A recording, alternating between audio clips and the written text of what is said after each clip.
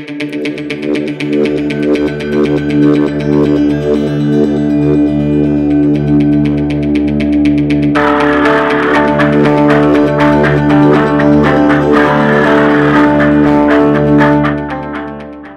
fact that it's January and we had a fire of this size so close to the coast is of great concern.